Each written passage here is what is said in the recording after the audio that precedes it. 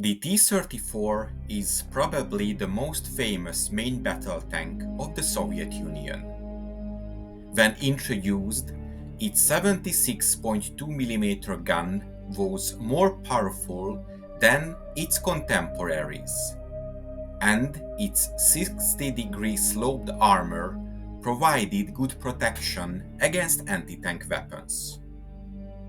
The T-34 had a profound effect on the conflict on the Eastern Front and had a long-lasting impact on tank design.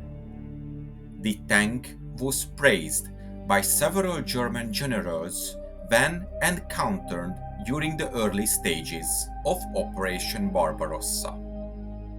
However, it is a little-known fact that during World War II, the German army and the Waffen-SS formations were the biggest non-Allied users of the T-34 tanks.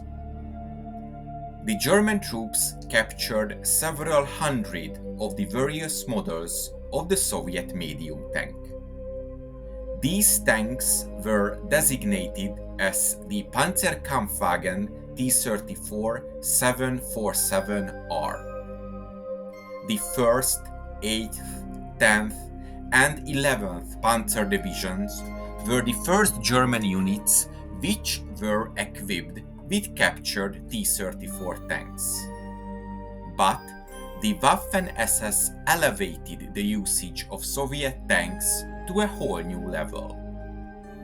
When the SS Panzer Corps recaptured Kharkov in March of 1945, some 50 various T-34s were also captured.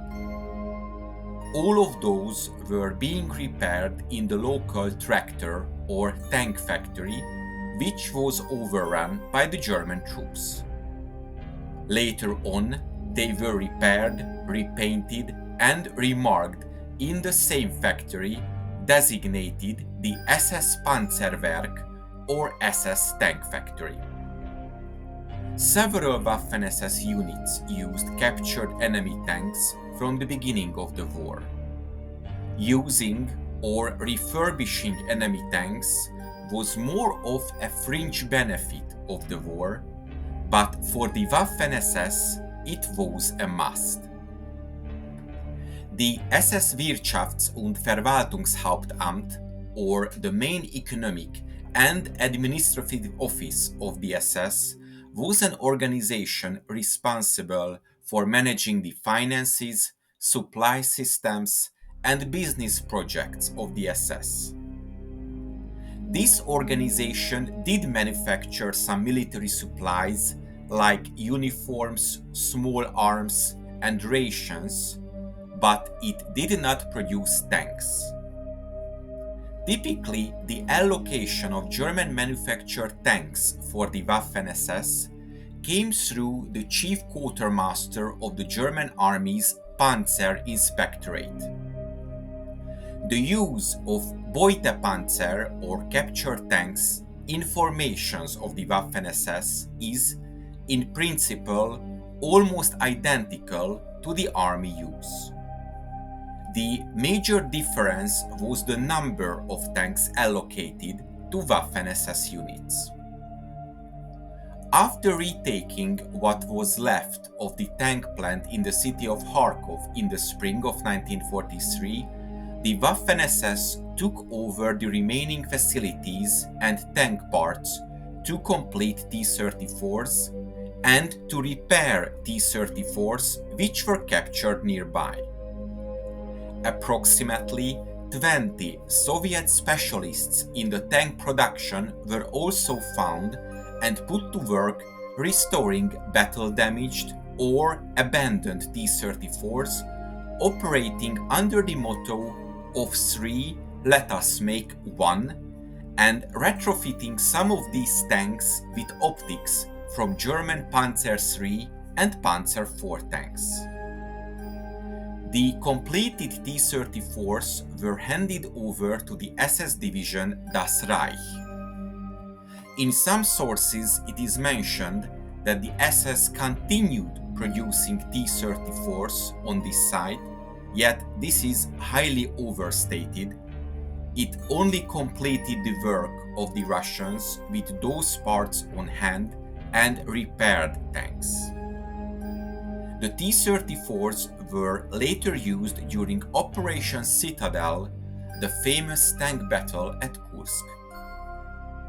Interesting to note are the figures for operational tanks, even with a major repair facility in the background.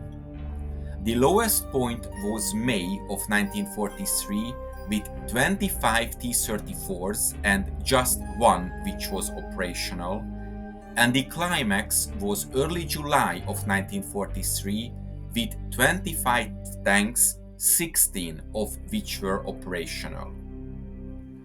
All these T-34s were grouped into a special unit, the 3rd SS Panzerabteilung or Armored Battalion of Das Reich Division, which was exclusively equipped with captured Soviet tanks. It is interesting to note that the Waffen SS had some T-34 Panzer Aces as well. For example, SS Hauptscharführer Emil Seibold from the 3rd Battalion scored 69 kills, including those on his T-34 during July and August of 1943 at Kursk.